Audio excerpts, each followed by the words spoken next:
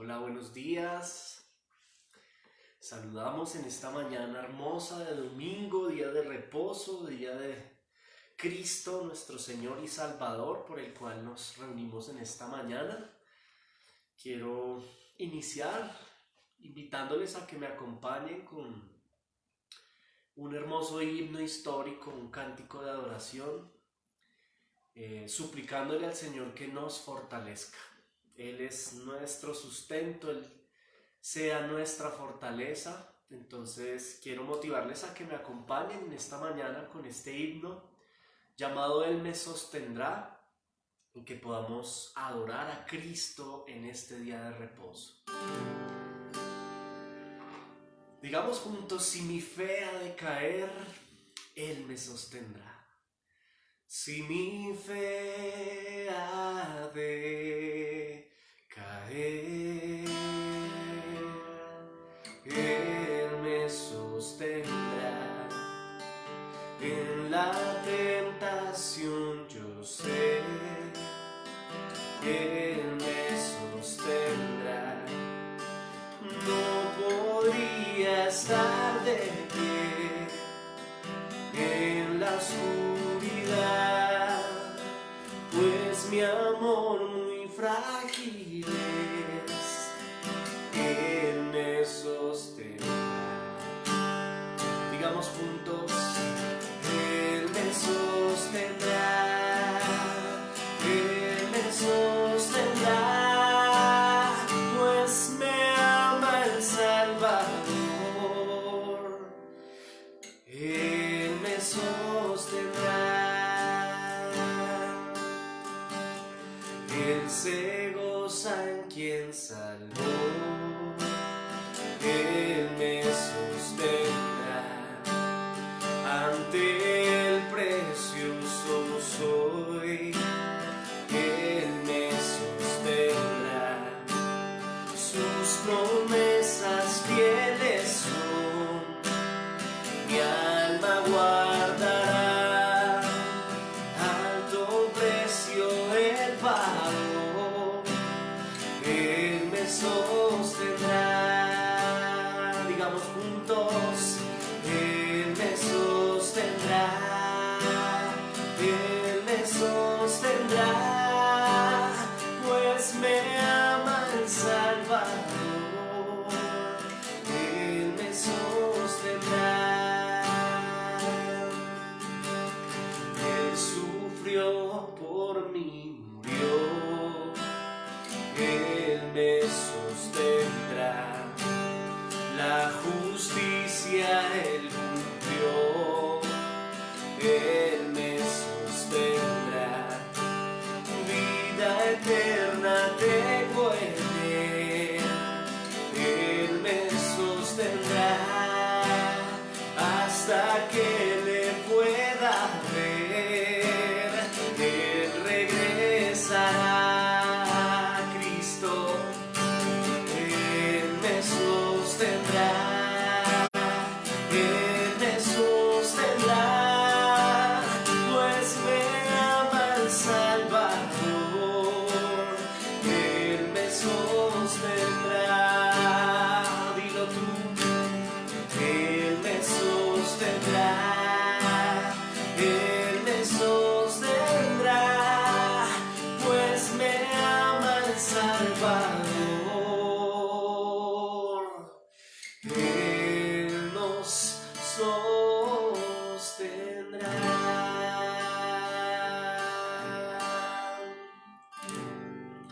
Amén. Él nos sostendrá por su sola gracia. Creemos en ello y estamos muy felices en esta mañana de poder compartir un día de reposo más, un día del Señor más. Saludando atentamente a quien veo por aquí rápidamente desde los Estados Unidos. Nuevamente nos está acompañando la familia allí en este lugar. Un abrazo para ustedes, les amamos.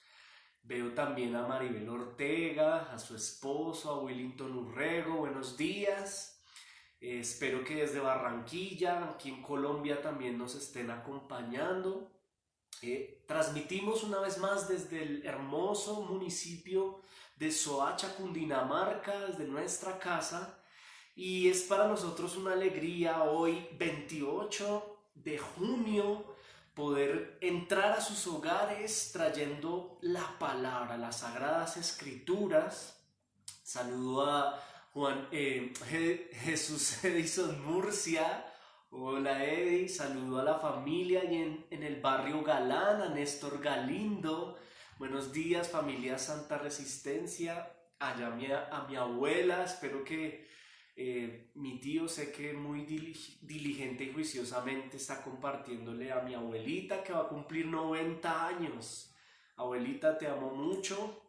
Es para mí una alegría que estés compartiendo la palabra en esta mañana con nosotros. En ese orden de ideas quiero iniciar, mis hermanos, compartiéndoles dos libros, recomendándoles. Quiero recomendar primeramente este libro que se llama Revolución Sexual. Dice acá una perspectiva bíblica y un análisis médico.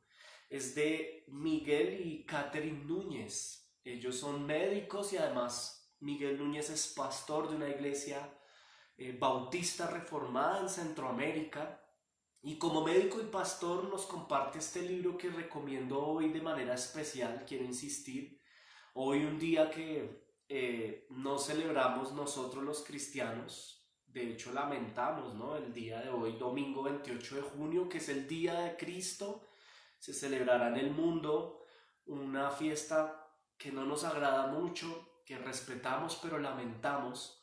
Y precisamente este libro tiene que ver con este tipo de ideología. ¿Qué dice la ciencia? ¿Está la ciencia en desacuerdo con la Biblia?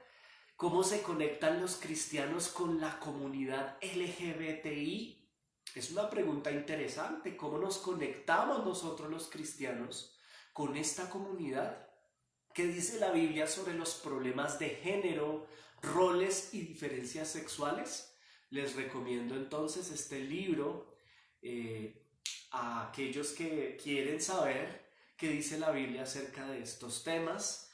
También quiero recomendar otro libro que a mí me ha bendecido mucho. Es de un científico, este es de un médico reformado, este es de un científico y además pastor español, el, el bioquímico Antonio Cruz. Pero aquí está. El libro se llama Nuevo Ateísmo y tiene relación directa con este. Es un libro de apologética para los que les gusta la apologética. El pastor y científico Antonio Cruz escribió Nuevo Ateísmo, una respuesta desde la ciencia, la razón y la fe. Nuevo Ateísmo o el diseño inteligente. Es un libro bastante profundo que nos pone a comparar entre el ateísmo y entre el diseño inteligente, es decir, la postura científica atea y la postura científica creacionista. Para los que les gusta la apologética bíblica, este libro es muy recomendado. Y este también, Revolución Sexual del Dr. Miguel Núñez y Nuevo Ateísmo, Diseño Inteligente de Antonio Cruz. Estas son nuestras recomendaciones del día. En cuanto a literatura, para que aprovechemos esta pandemia y podamos tener tiempos de lectura. Creo que por internet los pueden adquirir. Listo, vamos entonces a dar paso, ahora sí, después de haber adorado a Cristo y de haber recomendado estos libros, vamos a dar paso a nuestra hermosa palabra del día de hoy. El sermón se titula Vestidos de verdaderos hijos de Abraham. Vestidos de verdaderos hijos de Abraham. Y a manera de introducción quiero contarles algo a todos ustedes. Imagínense que en una mañana de domingo, así como hoy, pero a mediados del siglo XIX, en el Reino Unido, en la capilla del New Park Street, allí en Londres, el conocido príncipe de los predicadores, el famoso pastor bautista reformado Charles Haddon Spurgeon, dijo en uno de sus conocidos sermones, refiriéndose al profeta Jeremías, dijo lo siguiente. Escuche lo que dijo Charles Spurgeon. Jeremías, el profeta, era muy odiado por decir la verdad. La palabra que para Jeremías era dulce, dijo Spurgeon, era amarga para sus oyentes.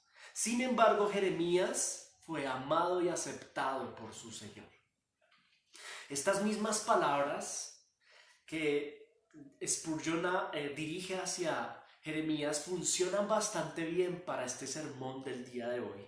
Funcionan y se acoplan con facilidad a la escena de Juan capítulo 8 que vamos a observar hoy durante el último día de la fiesta del Sukkot, de la fiesta de los tabernáculos. Recordemos que está Cristo en el patio de las ofrendas al caer la tarde, predicando, presentándose él como el Mesías Salvador. Ya no es Jeremías el profeta que anuncia a Cristo, sino ya es el mismo Cristo quien se presenta el último día de fiesta de Sukkot. El propio Salvador, quien es Cristo, se presenta ante multitudes de religiosos. Piensa en esto. Yo le pido que se empiece a conectar con el sermón y usted se ubique en este contexto histórico. Está Cristo allí en la Palestina del siglo I, en medio de convención. Imagínense, una convención de religiosos judíos. Habían multitudes de fariseos, saduceos, religiosos judíos, practicantes de la religión judía, en este patio celebrando Sukkot. Jesús se aparece allí y en el templo de Jerusalén predica el evangelio. Volvemos a la frase de Spurgeon, ¿no? Jeremías era muy odiado por decir la verdad, pues aquí Cristo no era la excepción. No solo Jeremías 600 años antes de Cristo fue odiado por su predicación, sino que ahora en Palestina del siglo I, en plena celebración litúrgica de la religión judía, Cristo es el foco de odio y violencia además para una turba de religiosos enfurecidos con Cristo por su mensaje de arrepentimiento. Además, un mensaje no incluyente, sino más bien excluyente. Y ojo con esto, porque mientras la religión o el magisterio religioso judío le hacía fiesta, le hacía celebración, o como dicen hoy en día, le hacía un party, el magisterio religioso judío le hacía fiesta a las multitudes de personas que entraban al templo y los trataba de hijos de Dios, a todos sin discriminación alguna los trataba de hijos. Cristo trae un mensaje diferente, una predicación distinta, más bien no incluyente, sino excluyente. Escuche lo que dijo Jesús, Mateo 22:14. Muchos son los llamados, pero pocos los escogidos. Cristo les dice en plena fiesta, muchos están llamados e invitados aquí, a Sukkot o a este tabernáculo, a este templo, no tabernáculo sino al templo, pero pocos son hijos de Dios. Si observa el contraste de la predicación de Dios hecho carne con la predicación del magisterio religioso, mientras la religión judía estaba por hacerle creer o hacer sentir miembros de la casa de Dios a todas las multitudes, pareciera que Jesús se encargaba de, en vez de incluir, excluir. Y esto es tremendo, porque mientras la institución religiosa bastante antropocéntrica hablaba y trataba de tú a tú, como hijos de Dios, a todas las multitudes, esto se llama universalismo, Jesús continuaba su sermón diciendo, angosta es la puerta a la salvación por donde pocos pasan. Por esta razón, Jeremías era odiado y por esta razón Cristo fue odiado, por su mensaje de arrepentimiento.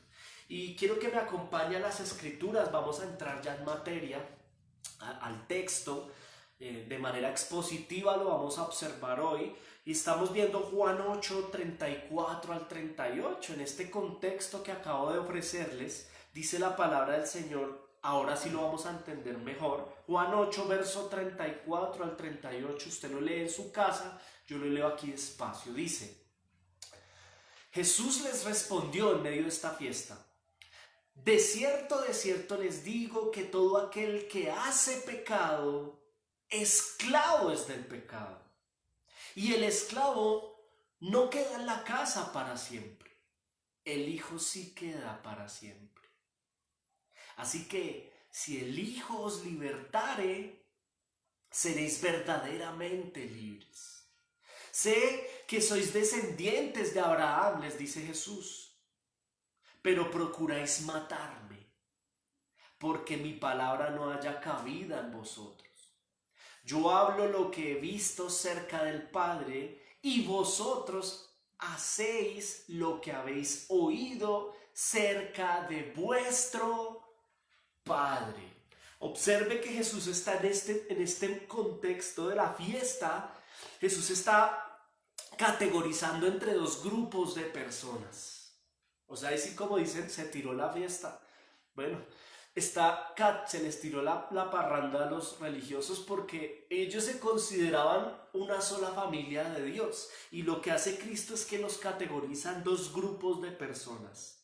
A esta multitud de religiosos, el Señor Jesucristo viene, se presenta y categoriza dos grupos. Así como Jeremías. El primero de ellos, los hijos de Dios, y el segundo, los hijos de Satanás. ¿Usted se imagina esto? ¿Cómo no iban a querer matarlo? Jesucristo viene y en plena fiesta religiosa, en plena convención religiosa, se pone en pie y les dice: un momentico, aquí hay hijos de Dios e hijos del diablo. Esto es inaudito, esto es tremendo, ¿no? En medio del mensaje incluyente del judaísmo, de la religión judía, cualquier parecido con la realidad actual será pura coincidencia, pero ese mensaje incluyente fue derribado en un momento por Cristo, quien categoriza dos grupos: los hijos de Dios, los hijos de Abraham, y los hijos de su padre, Satanás, engañador. ¿Te parece muy fuerte esto? Te pregunto a ti que me estás viendo en esta mañana. ¿Te parece fuerte? ¿Te parece fuerte que Cristo, en vez de ser incluyente, sea excluyente? Yo te pregunto a ti que me ves esta mañana, ¿te parece muy fuerte? Pues en tiempos de inclusión en los cuales vivimos hoy, es decir, donde todo el mundo, parece que todo el mundo cabe en la viña del Señor, así dicen los universalistas, los incluyentes. De todo hay en la viña del Señor, pues esto no lo dice la Biblia. La Biblia no dice que de todo hay en la viña del Señor. La Biblia dice todo lo contrario: pocos son los escogidos. ¿Nos parece fuerte esto? Pues es el mensaje de Cristo en esta mañana, en este día particular de la fiesta del Sukkot. Aquí aparece Cristo con un mensaje excluyente, categorizando en dos grupos de personas, excluyendo del reino del Padre a quienes, engañados, se habían montado en el bus. Practicando el pecado, se habían montado en el bus del ser hijos de Dios. ¿Y sabe qué hace castizamente Cristo? Los baja del bus, les dice: bájense del bus. O sea, el Señor en plena fiesta religiosa los baja del bus y les dice: vea, el que practica, el que hace pecado, es esclavo del pecado y no es hijo de Dios. Bájense del bus. El famoso pastor reformado John MacArthur, que es un pastor contemporáneo, aún está vivo. Yo lo admiro a este señor por lo siguiente, ¿verdad?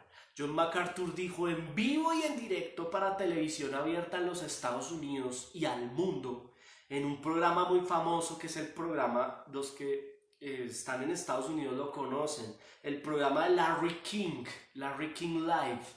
Allí en el programa en vivo frente a Larry King, que Larry King es un entrevistador muy famoso en los Estados Unidos, John MacArthur dijo lo siguiente. Mire lo que dijo: no suavices el evangelio. Si la verdad ofende, Larry, si la verdad ofende, entonces deja que ofenda. La gente ha estado ofendiendo toda su vida a Dios. Por eso no suavices el evangelio. Esto es tremendo. Esta era la situación, mis hermanos, allí en Sucot. Gente practicante del pecado. Una multitud de personas practicantes, hacedoras de pecado, viviendo y deleitándose en las obras de la carne, ofendiendo a Dios con sus vidas, con sus estilos de vida, esclavos de pecado, en condición del estado natural del hombre, el cual es muerte espiritual, pero vestidos de creyentes, vestidos de hijos de Dios, vestidos de santos, pero de santos no tenían nada. Esto es tremendo, mis hermanos. Por eso odiaban a Jeremías, por eso odiaban a Cristo, y como dice el pastor reformado John MacArthur, no hay que suavizar el evangelio. Ahora, observe con atención lo siguiente para ir avanzando. Estas personas se vestían de hijos de Dios, pero no eran hijos de Dios. Estaban en una convención religiosa, en una convención de multitudes de creyentes, entre comillas, pero no eran convertidos, no eran hijos de Dios. Si bien los fariseos allí en el templo, en plena fiesta del Sucot, en plena convención religiosa, ofendiendo a Dios, amantes del pecado, de la inmoralidad sexual, de la lujuria material, amaban el dinero, habían vendido a la politiquería, los fariseos se habían vendido al imperio romano, le habían entregado al César el templo para administrar ahí el tributo, los tributos. Habían vendido la casa de Dios, como dijo Cristo en una fiesta anterior, la fiesta del Pesaj, de la Pascua judía. Les dice: ustedes convirtieron la casa de mi padre en cueva de ladrones. Esta era la realidad de este contexto. Personas que se decían creyentes, pero no lo eran. Y Jesús viene y se les tira la fiesta y les dice: muy linda su convención, muy linda la música, muy lindo el tapete, muy lindas las sillas, muy linda la fiesta del Sucot, muy lindas las lámparas, porque en la fiesta del Sucot se hacía en el patio de las ofrendas y se encendían antorchas. Y les dice Jesús: pero hay dos grupos, los hijos de Dios y los hijos de Satanás. Muy fuerte esto. Bueno, no suavices el evangelio. Pero hay algo muy interesante acá que además es paradójico, y es lo siguiente, los fariseos en ese templo allí, en plena convención, ofendiendo a Dios con sus vidas, pero tenían razón en algo. En una cosa se acertaron. ¿Cuál creen ustedes que es? Mírenla aquí, vale, cuidado. Ellos tenían razón en algo. Fallaban en creerse hijos escogidos del Padre. Ellos decían que eran los escogidos del Padre. Fallaron en eso y ya vamos a ver por qué. Pero tenían razón en una cosa: Dios escoge. En eso tenían razón. Dios escoge. Y evidentemente en tiempos de la modernidad, ya hablemos en nuestro contexto actual. Recuerde que la modernidad es la herencia después de la Edad Media, siglo XVI. En tiempos de la modernidad fue un periodo histórico que se caracterizó porque el hombre se convierte en el centro del universo. Entonces, la ciencia, el mundo académico, el mundo en general dice: no, ya no hay Dios, Dios ha muerto, ahora el hombre es el centro del universo. Y propio de esa modernidad, herencia de esa modernidad, es el antropocentrismo, pero básicamente el tema de la inclusión. Y ojo con esto: en una herencia moderna la cual tenemos nosotros, en la cual vivimos nosotros, ese antropocentrismo donde el hombre es el centro de todo, el centro del universo, es fuerte escuchar esto, que Dios escogió. Preferiríamos, herencia de la modernidad, preferiríamos decir: no, el hombre escoge a Dios. Pero los fariseos aquí no fallaron en lo siguiente: es Dios quien escoge. Dios escoge. Y vamos a verlo a la luz de las Escrituras. Y vuelvo a MacArthur. ¿Es ofensivo? No suavices el evangelio. Este es el evangelio. Y no es el hombre quien escoge como el antropocentrismo ha querido venderle al mundo. Es Dios soberanamente quien escoge. Quiero que vayas a tu Biblia y articulemos el siguiente pasaje al contexto. Efesios 1:4-5. Somos iglesia bíblica, conéctate con nosotros en la palabra de Dios. Efesios 1:4-5. Mire lo que dice Efesios capítulo 1, versículos 4 y 5. No fallaron los fariseos en Sucot en que Dios escoge. Mire lo que dice Efesios 1:4. Según nos escogió en Él. ¿Quién es Él? Cristo. Según nos escogió en Cristo. Y vea desde cuándo nos escogió Dios. Desde antes de la fundación del mundo, para que fuésemos santos y sin mancha delante de Él. Verso 5, en amor habiéndonos predestinado para ser adoptados hijos suyos por medio de Jesucristo. Ojo con esto, según el puro afecto de su voluntad. Evidentemente los fariseos fallaron en considerarse escogidos del Padre. ¿Por qué ellos fallaron? Vea, los fariseos creían que eran escogidos del Padre, ellos creían en la elección. Recuerde que en el Palestina del siglo I estamos en el siglo I, la modernidad viene en el siglo XVI. Y la modernidad se caracteriza ¿por qué? Por el antropocentrismo, es decir, el hombre es el centro de todo. Nosotros vivimos en el siglo XXI y le heredamos al siglo XVI ese tema de que el hombre es el que escoge, el hombre es el centro. Pero en el siglo I los fariseos, al no haber estado expuestos a la modernidad, ellos entendían que Dios escoge.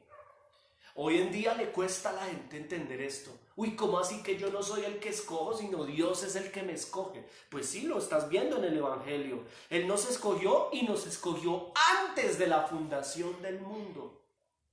Pero aquí el punto exacto es el siguiente.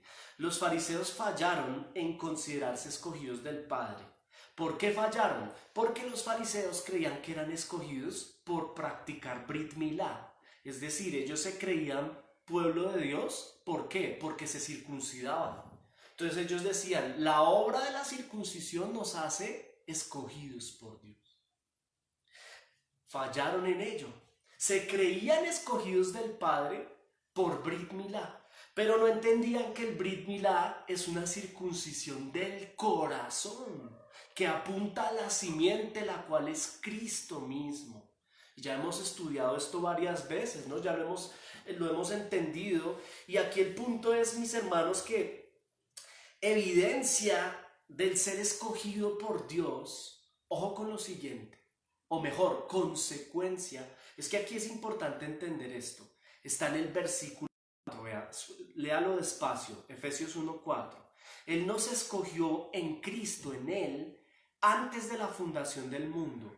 Recuerde que Dios es Padre, Hijo y Espíritu Santo, un solo Dios. Y antes de que todo existiera, Cristo ya estaba con el Padre. Y Cristo, gracias a Cristo, el Padre nos escoge. Y escuche esto, antes de la fundación del mundo nos escoge para una cosa. ¿Para qué? Para que seamos santos. Ojo, Dios no nos escoge por ser santos. Romanos 3:10 dice, no hay ni uno bueno, no hay nadie bueno. O sea, no hay nadie bueno. Él no nos escoge por ser buenos, porque si Dios nos escogiera desde antes de la fundación del mundo nos escogió, nadie había nacido. Entonces nadie podía ser bueno ni malo porque no había nacido. Y dos, Él no nos escoge, ojo a esto, no nos escoge por ser buenos, nos escoge por ser simplemente pecadores por gracia. Él nos escoge por el puro afecto de su voluntad. Y ojo con esto, aquí es donde está lo que yo quiero que usted comprenda y se apropie de ello esta mañana. Escuche lo siguiente, mire lo que dice el verso 4. Nos escogió en Cristo antes de la fundación del mundo. Y ojo, vea, ¿para qué? Para que seamos santos y sin mancha delante de Dios. Consecuencia de haber sido escogidos por Dios a través de Cristo será una nueva vida. Ser santos y sin mancha.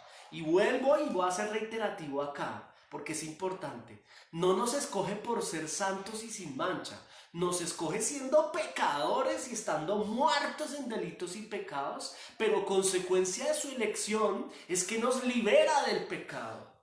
Por eso Cristo les dice ahí en Juan 8, serán verdaderamente libres si están en la verdad quién es Cristo. Esto quiere decir una cosa, mis hermanos, que un verdadero escogido de Dios, consecuencia de su elección, de la elección de Dios hacia ti y hacia mí, consecuencia será una vida santa y sin mancha. Un verdadero escogido de Dios es aquel que evidencia, versículo 4, evidencia ser santo y sin mancha delante de Él. ¿Ok? Esa es la evidencia de la libertad de la esclavitud. Ese Brit Milá, que es Brit Milá, circuncisión, pero no en la carne como aquí estaban celebrando. Ellos celebraban porque se habían circuncidado la carne y creían que por eso eran hijos de Dios. Pero esa no es la circuncisión a la cual apunta la palabra y el pacto con Abraham. La circuncisión verdadera es el del corazón. Es el arrepentimiento que pone el Espíritu Santo en nosotros. El venir a Cristo. Eso es una condición que Dios pone en sus escogidos. ¿Ok? Y mire lo que sigue diciendo el verso 5. En amor nos predestinó, es decir, tenemos un destino previo para ser adoptados hijos suyos. ¿Por quién? Por medio de Cristo. Según el puro afecto de su voluntad, no según nuestro comportamiento, sino por su gracia, a través de Cristo. Mis hermanos, esto es tremendo y es importante que lo entendamos. ¿Por qué? Porque el Padre escogió desde antes de la fundación del mundo. ¿Y escogió a quiénes? A pecadores.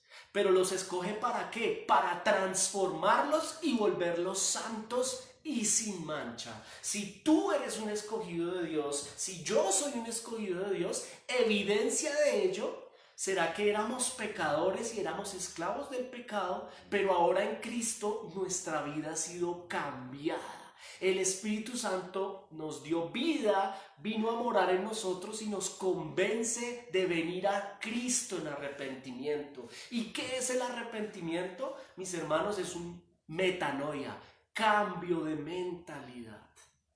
Esta es evidencia de ser escogido de Dios.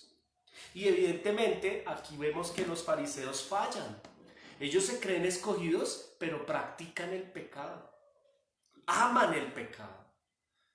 No solo lo practican, lo aman. No hay arrepentimiento en ellos.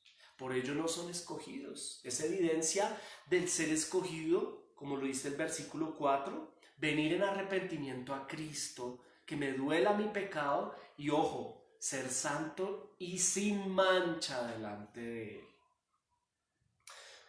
Es aquí Cristo nuestro Señor y Salvador. Aquí Cristo se convierte en nuestro abogado ante el Padre. Porque ¿qué hace Cristo? ¿Qué hace la obra de Cristo? Acompáñenme nuevamente a Juan 8. Vamos a volver a Juan 8, versículo 34. Mire a Cristo aquí, verso 34. Jesús les respondió: de cierto les digo a ustedes que se creen escogidos. Les digo lo siguiente: todo aquel que hace pecado, recuerde, el hacer es practicarlo. Todo aquel que practica el pecado, esclavo es del pecado. Todo aquel que practica el pecado es aún esclavo, es decir, no es libre, no ha sido salvado, no es hijo de Dios, porque es practicante del pecado, todavía es esclavo de su propio pecado. No es hijo de Dios. ¿Y qué está haciendo Cristo acá en la fiesta de Sukkot? Está categorizando a este lado los hijos de Dios y a este lado los hijos de Satanás. ¿Quiénes son hijos de Satanás? Versículo 34 se nos está diciendo claramente: los que son esclavos del pecado. Estos son hijos de Satanás. Puede que se hayan circuncidado el prepucio de su carne, puede que estén celebrando en el templo, pueden ser administradores del templo como eran los fariseos, pero eran hijos de su padre el diablo. Y aquí es donde empezamos a entender la gracia del evangelio bíblico, del verdadero evangelio. Nosotros no éramos mejores que ellos, mis hermanos. Tú y yo no éramos mejores que ellos, pero por gracia recibimos el regalo del arrepentimiento y la fe. un verdadero escogido de Dios. ¿Para qué nos escogió Dios antes de la fundación del mundo? Le pregunto yo a usted. Ya leímos Efesios 1:4. ¿Sabe para qué nos escogió? Para regalarnos fe y arrepentimiento. Y es por la fe y el arrepentimiento que somos salvos en Cristo.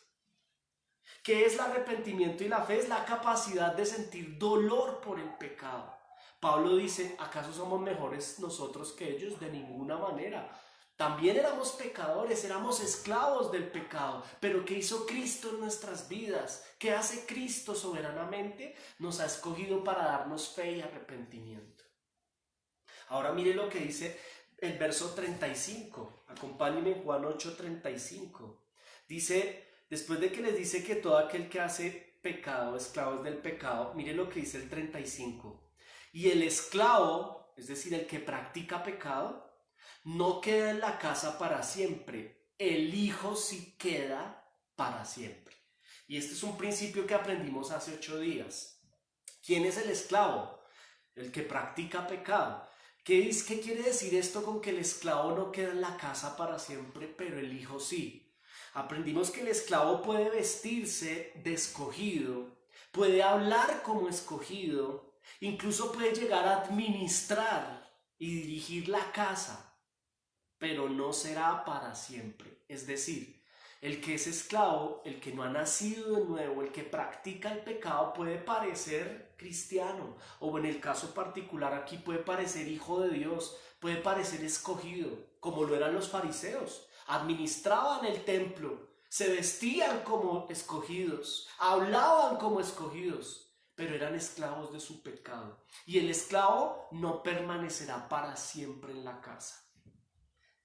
En cambio el hijo, dice el verso 35, tú y yo, quienes somos verdaderos hijos de Dios, sí seremos para siempre y permaneceremos para siempre en casa de papá. ¿Ok? Otra vez Cristo está haciendo una categorización. El esclavo y el hijo. Y aclara, el esclavo puede que esté en la casa de papá, pero no será para siempre. En cambio el hijo nunca perderá su condición de hijo. Tremendo, mis hermanos. Estará para siempre, por gracia, por Cristo, en casa con papá. Y ahora yo quiero que escúcheme con atención lo siguiente. ¿Qué diferencia hay entre el esclavo y el hijo? ¿Qué diferencia hay entre el esclavo y el hijo?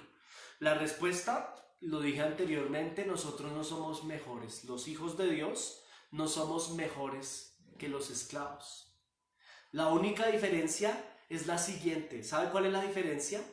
Usted y yo pecamos igual, éramos esclavos del pecado, pero la diferencia es la siguiente. Nosotros, por la gracia de Dios, fuimos escogidos desde antes de la fundación del mundo para que el Espíritu Santo viniera a tu corazón y te arrepintieras. ¿Qué significa esto? Que nosotros fuimos escogidos para tener fe y arrepentimiento, que no son dones del hombre, es don divino. La fe es un don divino, el arrepentimiento es la capacidad de que me duela mi pecado, y esta la pone Dios mismo, escogidos. Esto es tremendo, mis hermanos. Esto es tremendo. Nosotros no éramos mejores que ellos, dice Pablo, pero por gracia tenemos al Espíritu Santo, los hijos de Dios. Tenemos al Espíritu Santo dentro de nosotros, quien nos convence de pecado, justicia y juicio. Nos convence de metanoia, de arrepentimiento, de dolor por el pecado. Esto te hace ser escogido.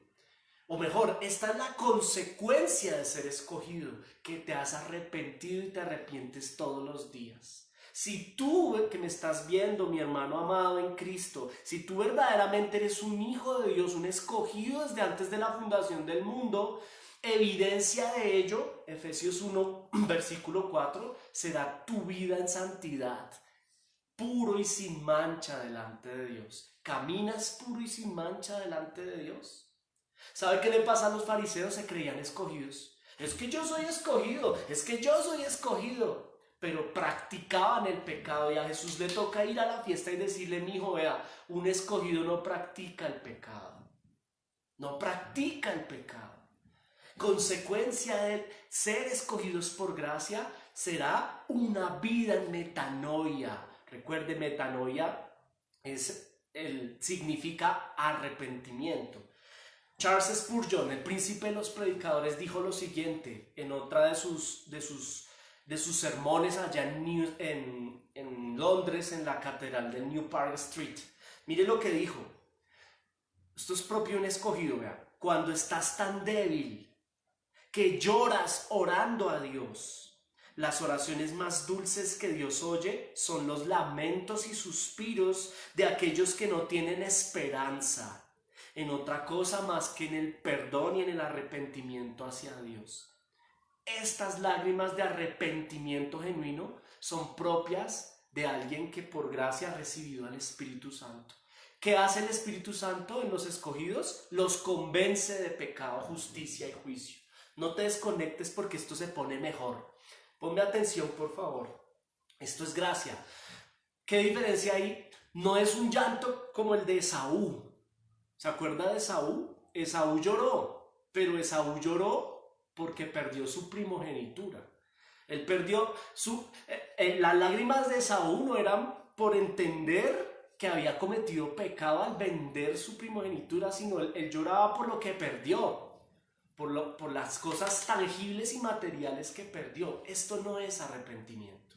Esto se llama remordimiento y dolor por lo terrenal. El verdadero arrepentimiento lo coloca el Espíritu Santo en sus escogidos.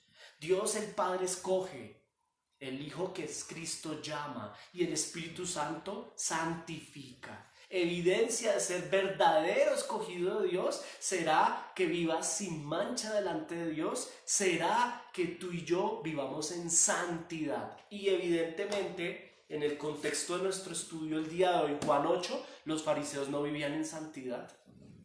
Vestidos de religiosos, celebrando en convención religiosa, pero amaban el pecado, practicaban el pecado. Practicaban el pecado. Versículo 36, Juan 8, 36. Léelo, por favor. Somos iglesia bíblica, léelo. Un paréntesis, Reina Valera del 60, ¿listo? Después les digo por qué, pero leamos la Reina Valera. Dice aquí, verso 36. Así que si el Hijo los liberare, vea, ¿qué está haciendo Jesús? Categorizando nuevamente. Ay, Mauricio, pero ese mensaje tan excluyente es el mensaje de Cristo. No es un mensaje incluyente, es un mensaje excluyente. Si ustedes verdaderamente son hijos, están a este lado y debe haber evidencia de ello. No todo el que me dice Señor, Señor entrará en el reino de mi Padre, solo aquel que hace la voluntad del Padre. Y mire el verso 36, dice, así que les dice Jesús, si el Hijo os libertare, seréis verdaderamente libres. ¿Qué está haciendo Jesús? Dos categorizaciones nuevamente. Los verdaderamente libres y los falsamente libres. ¿Quiénes son los falsamente libres? Porque Jesús les dice, si el Hijo los liberare, serán verdaderamente libres. O sea que hay unos que no son verdaderamente libres. ¿Quiénes son esos falsos a los cuales Jesús se refiere? A dos categorizaciones. ¿Quiénes son esos falsos? El que es falsamente libre, el fariseo, el religioso, aparenta religiosidad, pero no es hijo de Dios. Aparenta religiosidad, pero no es hijo de Dios. Cristo les dice, verso 36, el que viene al Hijo, si el Hijo vino a tu vida, seréis verdaderamente libres. Pero es que hay quienes no son verdaderamente libres. El que no es verdaderamente libre, ¿libre de qué? De pecado. Pero como practica el pecado, sabe qué hace esta persona, tiene una doble moral. No es verdaderamente libre, practica el pecado, lo ama, se deleita en el pecado. Como no hay arrepentimiento en su vida, sino remordimiento, pues lo que hace es que el remordimiento lo lleva a ser religioso. Estos son los fariseos. Por eso asistían al Sukkot, por eso asistían a la fiesta del Sukkot, para tratar de aquietar ese remordimiento con religiosidad. El religioso aparenta ser escogido, pero no vive en santidad. no vive puro y sin mancha delante de Dios. 2, el que no es escogido, o mejor, el que es el que no es verdaderamente libre, aparenta piedad. Esto es otra característica del que no es verdaderamente libre. Es decir, practica el pecado, ama el pecado y lo disfraza de religiosidad, pero también lo disfraza de piedad, falsa piedad. Entonces esto usted lo ve repartiendo mercados, pero se toma fotos para que lo vean, repartiendo mercados, haciendo obra social, fundación, todo este tipo de cosas. No estoy diciendo que esté mal, está muy bien hacerlo. El problema no es hacer fundación, el problema es que el que no es verdaderamente libre a veces esconde su condición de esclavo del pecado con obra social. Entonces ahí trata de mostrar obra social, aparenta piedad, aparenta religiosidad, aparenta liturgia, vea, ¿qué es la liturgia? Todo este tipo de ritos, costumbres y imágenes y amuletos, fetiches, aparenta liturgia. Y esto pasa aún dentro de la misma iglesia de Cristo. Hay quien dentro de la iglesia de Cristo es trigo y es cizaña. Es decir, hay quienes somos verdaderamente libres por gracia, pero hay quienes no lo son, practican el pecado en lo oculto y disfrazan de religiosidad, piedad y liturgia su muerte, su condición de muerte espiritual. Son esclavos del pecado. Por eso Cristo les dice allí, verso 36 de Juan 8, les dice: así que si el Hijo los liberare, ustedes serán ahora sí verdaderamente libres. Jesús les está diciendo: ustedes necesitan al Hijo. ¿Quién es el Hijo? El Hijo de Dios, el cual es Cristo, el Salvador. Y aquí el centro de nuestro mensaje es Cristo, mis hermanos. Todo lo hacemos por Cristo. Todo esto tiene un solo propósito: Cristo, venir a Cristo. Tú que me estás oyendo, ven a Cristo, ven en arrepentimiento y fe. Cristo puede liberar tu vida, no lo puede hacer el psicólogo, el psiquiatra, miren, no lo hace. Cristo es el que cambia las vidas de las personas. Y aquí lo dice Él mismo, Jesús les dice: si el Hijo los liberare, seréis verdaderamente libres. Verdaderamente libres. ¿Y quién es verdaderamente libre? Pues el que vive una sola vida, no practica el pecado, tropieza, sí, tropezamos, pero como decía el reformador Martín Lutero, nos levantamos del lodazal y nos limpiamos, no nos revolcamos en el lodazal. Acompáñenme a Primera de Juan rápidamente, yo se lo leo. Primera de Juan 3:5, mire lo que dice Primera de Juan 3:5. Primera de Juan capítulo 3 verso 5. Sabéis que Él apareció, Cristo, Él apareció para quitar nuestros pecados. Y no hay pecado en Él, en Cristo, pues es Dios, la deidad encarnada. Verso 6. Todo aquel que permanece en Cristo no peca, no practica el pecado. ¿Ok? Todo aquel que practica el pecado, todo aquel que peca, no le ha visto, ni le ha conocido. Esto es bastante revelador y bastante. Quien practica el pecado no le ha conocido, no le ha visto. Volvemos a Juan 8, versículo 36.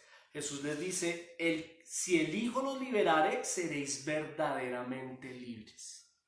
Una persona que practica el pecado, es decir, no es verdaderamente libre, porque sigue presa de su concupiscencia pecaminosa.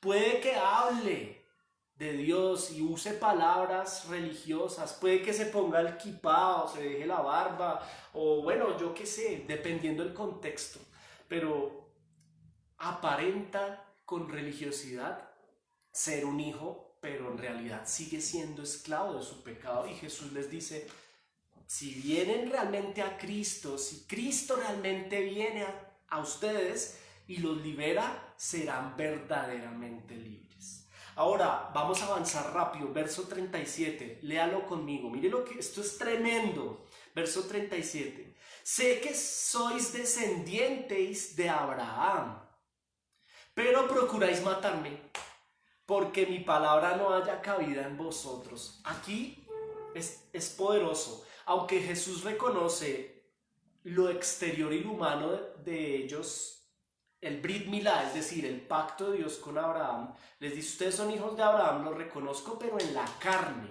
O sea, Jesús les reconoce que se circuncidaron y que por ello son hijos de Abraham en la carne, pero lo minimiza. ¿Por qué? Porque no es por obras que se hace uno hijo del pacto, sino por la gracia de Dios. Entonces Él les reconoce la circuncisión en la carne, pero la minimiza. La minimiza y les dice: el Brit Milá básicamente no es de carne, sino la circuncisión que hace Dios mismo en el corazón. Ahora, escúcheme bien.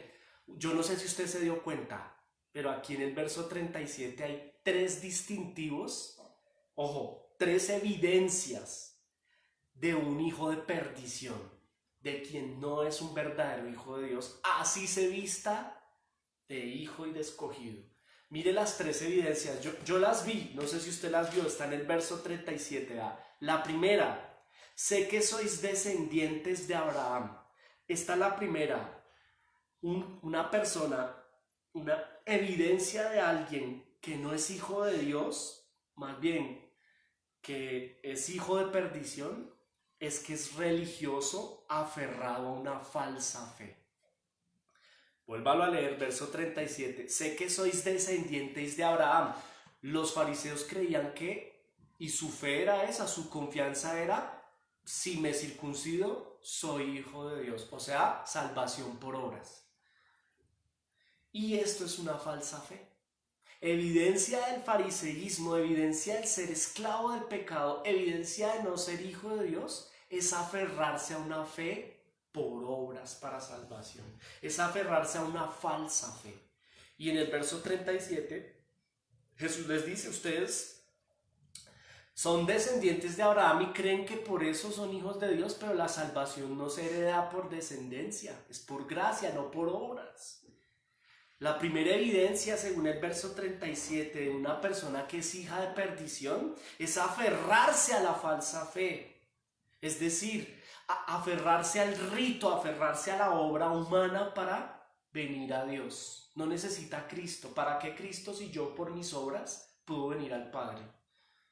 Esto es falsa fe. Una fe que invita a la salvación por obras es una fe que preside de Cristo. Y véalo en el comportamiento de los fariseos. Ellos no aceptaban a Cristo porque ellos creían que ya eran hijos de Dios por su circuncisión, por su obra humana. Otro distintivo de la falsa fe, en el mismo verso 37 está, vea, punto y coma: pero procuráis matarme. Vea esto. Segunda evidencia de un hijo de perdición: no solo se aferra a una falsa fe, sino que practica el pecado. Está en su corazón y además atenta contra la ley moral. ¿Cuál es la ley moral? La que está escrita en el corazón de todos los hombres. Y la ley moral dice: no matarás.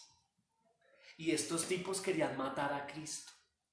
Una segunda evidencia de un hijo de perdición es que practica el pecado, lo disfruta y está en su corazón, se deleita en él, no siente arrepentimiento. Versículo 37, procuráis matarme. Si verdaderamente fueran hijos de Dios, ellos no serían violentos, no asesinarían. Un verdadero hijo de Dios no asesina, mis hermanos. Pero estos eran violentos, practicaban el pecado, atentan contra la ley moral de Dios que está vigente, aún está vigente. Nosotros vivimos bajo la gracia de Cristo, pero la ley moral no ha sido abrogada, todavía vivimos por la gracia de Cristo. Evidencia de la gracia, el regalo de Cristo, de la salvación y ser verdaderamente libre será vivir la ley moral, no matar, no adulterar, no robar, bueno, los 10 mandamientos. Ahora, tercer distintivo del verso 37, de aquel que es hijo de perdición. Ahí lo ven en el verso final del 37, porque mi palabra, les dice Cristo, no haya cabida en vosotros. Una tercera evidencia, solo en este versículo encontramos 3 ya. Una tercera evidencia de ser hijo de perdición es que la palabra de Dios no haya cabida en la persona. Es religioso, le gusta la falsa fe, esa fe por obras. 2, es una persona que practica el pecado. Y 3, es una persona que no es escritural. La palabra de Dios no le gusta, no le agrada. Entonces lo llaman, lo invitan a estudiar la Biblia. Uy, no, yo prefiero el show, yo prefiero la tarima, yo prefiero las luces, yo prefiero la religión, la liturgia, yo prefiero entregar mercados. Pero si es para entregar mercados, está ahí. Pero si es para estudiar las escrituras, no tiene tiempo. La palabra no cabe en él. Los fariseos, cita para Sukkot. Si es para celebrar el Sukkot, recuerde las 3 fiestas judías más importantes: Pentecostés, Sukkot y Pesaj. Sukkot es tabernáculos y Pesaj es Pascua. Eso para llegar a las fiestas a comer, a danzar, eso era lo que hacían ellos en fiesta. Eran los primeros. Pero para sentarse a estudiar las escrituras, ¿qué pasa? No hay cabida en ello. No hay cabida. Y aquí lo dice el verso 37. Mi palabra no haya cabida en ustedes. Esta es una tercera evidencia de aquel que es hijo de perdición. ¿Y sabe qué es lo más tenaz? Que el hijo de perdición no lo sabe. Cree que es hijo de Dios. Está engañado. El hijo de Dios por gracia se arrepiente y entiende su condición de enemigo de Dios. Pero el que está engañado cree que es hijo de Dios, es religioso, practica el pecado, es asesino, es mentiroso, lo practica, lo disfruta, no se siente arrepentido, sino que no importa. Y aparte de todo, le fastidia el evangelio de Cristo. Por eso John MacArthur dice: no suavicéis el evangelio. Por eso Charles Spurgeon dijo: a Jeremías lo odiaban. Claro, no odian a Jeremías, no es personal, odian la palabra de Jeremías, la palabra de Cristo. No odian no te odian a ti, no me odian a mí, odian el evangelio que nosotros predicamos. Les parece locura y fastidio, no les gusta escudriñar la Biblia. Una evidencia del hijo de perdición es que no tiene disciplina escritural, no conoce la palabra, se cree escogido y ya, él cree que es suficiente. Yo me bauticé, yo hice Brit Milá, pero ya eso es suficiente. Él cree que ya eso es suficiente y no, resulta que no es suficiente. Ahora, quiero terminar con la aplicación personal. Vamos a terminar en breve. Así como el verso 37, mis hermanos, nos ofreció 3 distintivos de quien no es hijo de Dios. Es decir, el verso 37 nos deja ver 3 evidencias de los hijos de perdición. También nos deja ver 3 evidencias de los verdaderos hijos. No sé si usted las vio, pero vea, así se estudia la Biblia. Mire las 3 evidencias de quien es verdadero hijo de Dios. La primera es aquel que nació de nuevo. Mírela, ahí está en el verso 37. Usted dirá, ¿cómo? ¿De dónde? Véala. Verso 37. Jesús les dice: sé que sois descendientes de Abraham. ¿Quién es verdadero descendiente de Abraham? No el que se circuncida en su carne, sino que por obra humana, sino que por la gracia de Dios fue circuncidado en su corazón. Recuerda, Génesis 17 nos habla de Brit Milá. ¿Qué es el pacto que hace Dios con Abraham? El pacto de Dios con Abraham es sencillo. Dios le regala a un pecador, ¿quién es Abraham? La fe. ¿La fe en quién? En la simiente. ¿Quién es la simiente de Abraham? En su simiente. La simiente no son simientes, es una. Cristo mismo. Cristo mismo. ¿Quién es un verdadero hijo de Dios? Un verdadero hijo descendiente de Abraham. Quien cree en Cristo. Abraham es un héroe de la fe porque creyó en la promesa, y la promesa no es un poco de gente hijos de él. No, eso es lo de menos. La promesa es que en su descendencia está el Mesías Salvador. Por eso Abraham es un héroe de la fe, porque creyó que en Isaac y en su descendencia vendría el Salvador del mundo, la simiente, quien es Cristo. ¿Y quién es un verdadero hijo de Dios? Evidencia es ser hijo de Abraham, es decir, Abraham creyó. Que tú y yo creamos en Cristo es evidencia de haber tenido un Brit Milá al interior de nuestro corazón, nacidos de nuevo. Juan 14, mire, 5 páginas adelante. Juan 14, verso 17. Mire lo que dice Juan 14, 17. Escuche esto, si quiere léalo. Vea, dice, el Espíritu de verdad, el Espíritu Santo que es Dios, al cual el mundo no puede recibir porque no le ve ni le conoce, pero ustedes le conocen porque mora con ustedes y estará con ustedes. Esta es una evidencia de ser verdadero escogido, verdadero hijo de Dios, que el Espíritu Santo haya hecho esa cirugía en tu corazón, Brit Milá, o sea, circuncisión en tu corazón y en el mío, y no solamente te circuncidó. ¿Cuál es la cirugía? El corta con tu pasado, con ese bisturí, corta ese prepucio de la carne, cae al suelo hediondo, y ese prepucio de la carne es esa vida antes de Cristo, y el Espíritu Santo viene a poner arrepentimiento en ti y en mí, nos hace nuevas personas y además vive dentro de nosotros. Esa es la evidencia de un verdadero hijo de Dios que ha nacido de nuevo, y ahí está en el verso 37 de Juan. Vuelvo a Juan 8. Sois descendientes verdaderos de Abraham, no en la carne, sino en el Espíritu. Segundo distintivo, aquí está. Segundo distintivo de un verdadero hijo de Dios: honra la ley moral, es decir, no practica el pecado. Ha sido verdaderamente libre. Aquí está, vea, verso 37. Sois descendientes de Abraham, punto y coma, pero procuráis matarme. Pero el verdadero hijo de Dios no procura matar, no procura robar, no procura. ¿Cuál es la ley moral? Los 10 mandamientos están escritos en tu corazón, en el mío y en el de todos, absolutamente todos los hombres. ¿Cuál es el primer mandamiento de la ley moral? Que está vigente. No es que ya no vivimos bajo la ley. Eso tiene que tener cuidado con este tipo, porque aunque es verdad, no lo es. Nosotros no vivimos bajo la ley ceremonial y ritual, pero sí vivimos bajo la ley moral. Y Cristo dijo, no vine a abrogarla, vine a ratificarla. ¿Y cuál es el primer mandato de la ley moral? Amarás a Dios sobre todas las cosas. Un verdadero hijo de Dios, quien por gracia ha sido escogido desde antes de la fundación del mundo en Cristo y ha sido llamado por la palabra, ha nacido de nuevo, honra la ley moral. Practica la ley moral, la conoce. Yo te pregunto, ¿conoces la ley moral? Es momento de conocerla, hay que estudiar, hay que venir a la palabra. ¿Cuál es la ley moral? ¿Conoces los 10 mandamientos que le dicen? Esa ley está vigente y sé que la conoces porque Dios la escribió en tu corazón. Eso dice la palabra.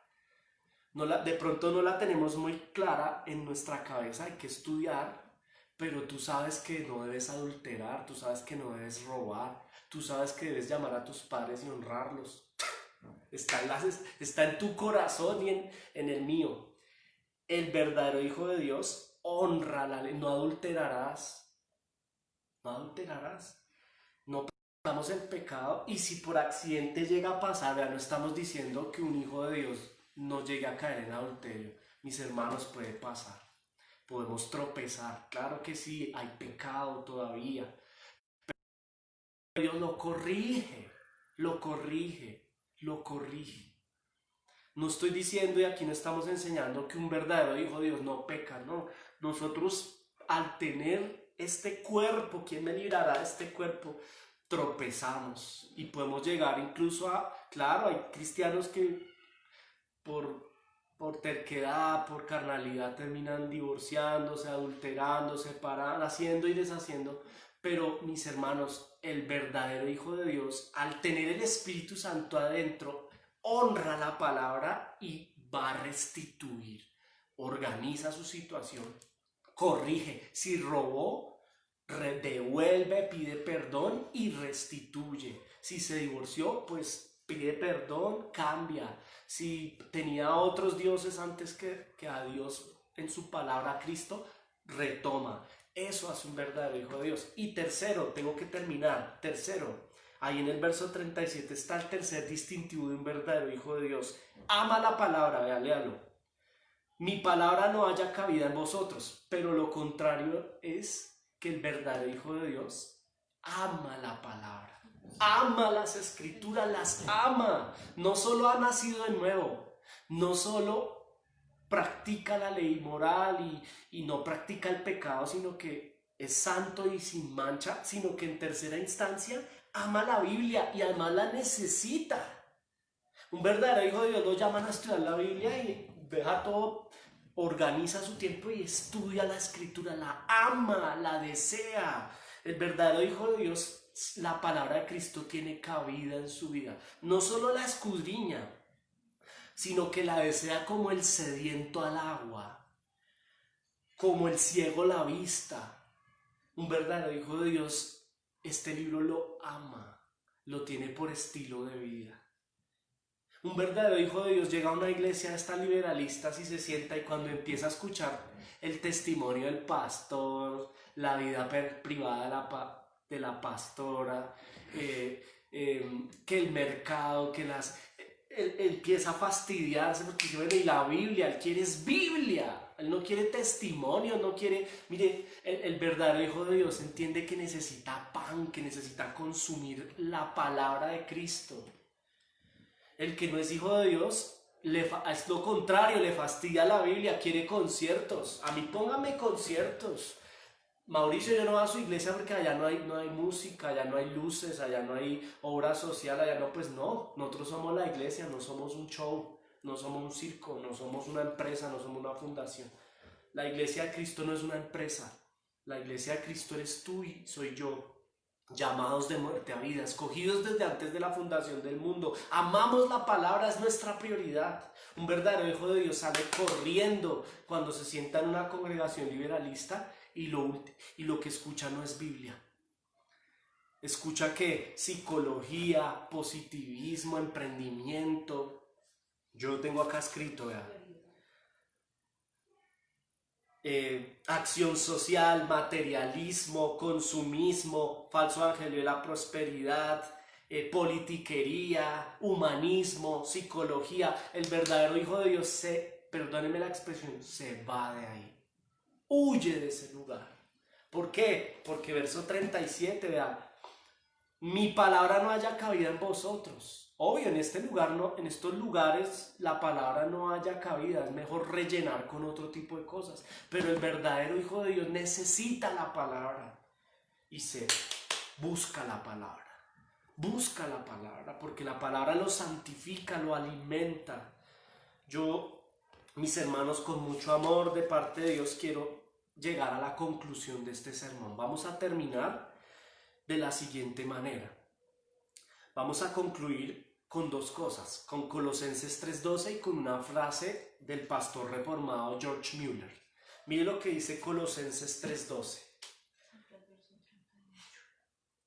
Colosenses 3:12 dice lo siguiente: vestíos, ojalá lo lea usted por favor en su Biblia, que el afán a veces no lo limitemos, leamos, es importante esto. Colosenses 3:12, mire lo que dice las escrituras.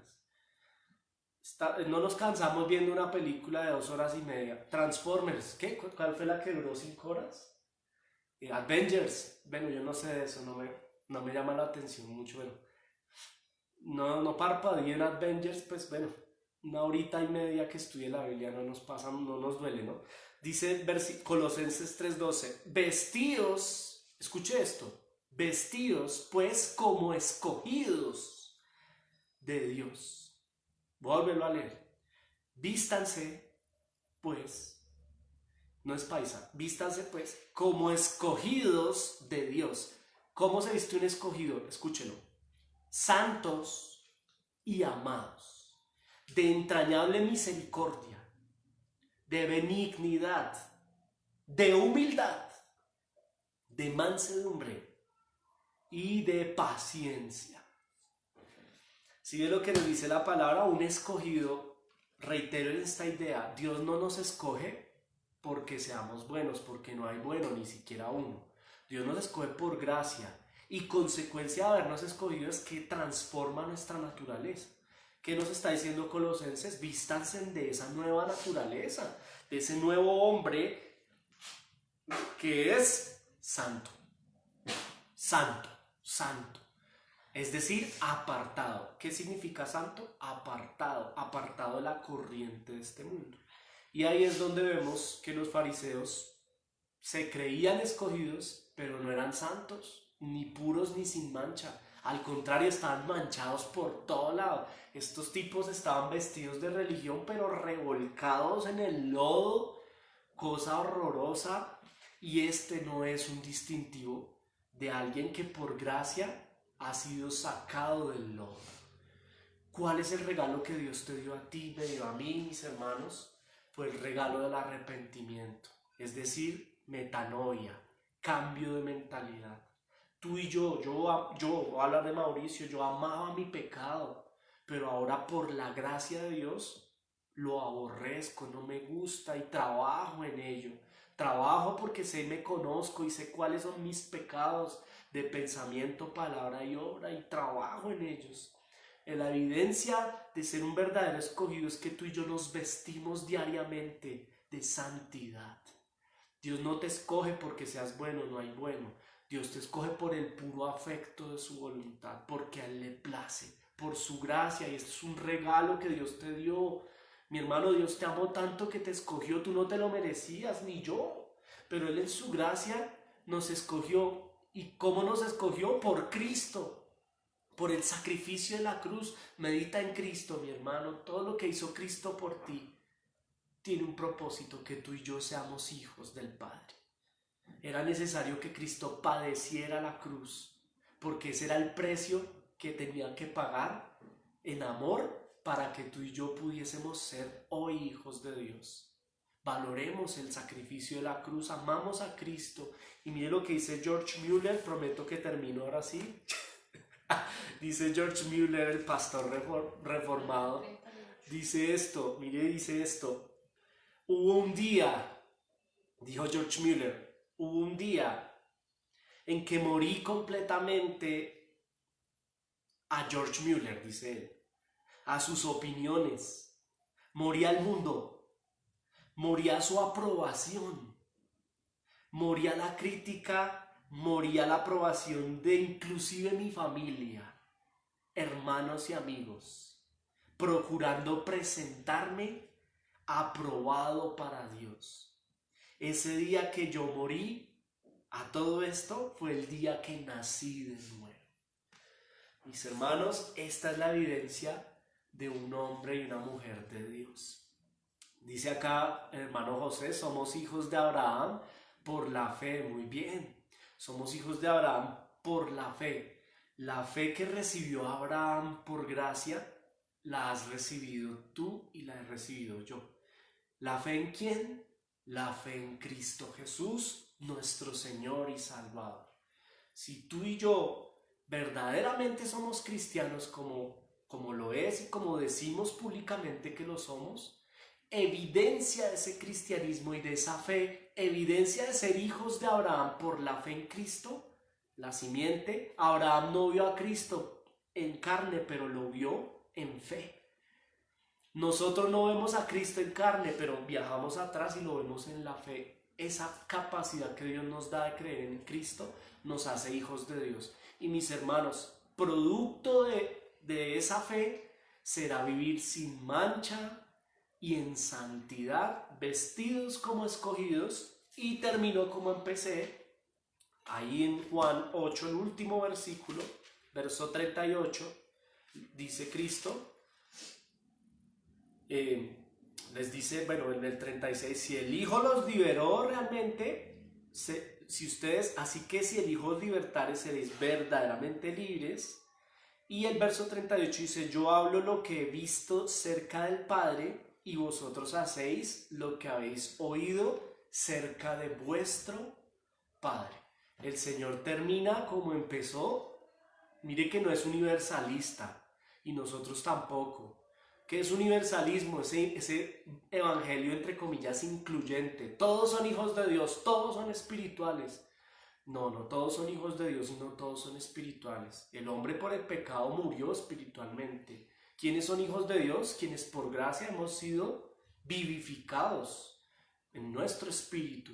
Y a la verdad, Cristo lo que está haciendo es no siendo universalista, sino aterrizando a estas personas a que vengan al Hijo. Y quien venga verdaderamente al Hijo será verdaderamente libre, no practicará el pecado, vendrá la santificación, vendrá la pureza y sin mancha. Mis hermanos, esta es la evidencia de ser un verdadero hijo de Dios, que tú y yo seamos escriturales, que tú y yo procuremos día a día. Yo les decía ahorita a los hermanos de 8 a 9 estudiamos también, hablábamos de esto y concluíamos que un verdadero hijo de Dios es escritural, tiene la Biblia por estilo de vida. Que nos santifiquemos, que vengamos a la palabra, que vengamos a la iglesia bíblica, es el reto para este día. Le damos gloria y honra al Señor Jesucristo. Les doy las gracias por estar esta mañana estudiando junto con nosotros. Y bueno, nos despedimos. Saludo a José Castro, a Sandra Patricia Sánchez Lara, nos dice, y esto no es de don de ustedes, sino de Dios, que nos la regala. Muy bien, Sandra, la fe no es un don, ni la salvación, ni la fe, ni el arrepentimiento son dones humanos, son dones. La fe es un don de Dios, es un regalo, eso es un don, un regalo que Él nos da. ¿A quiénes? Efesios 1:4, a los que escogió desde antes de la fundación del mundo.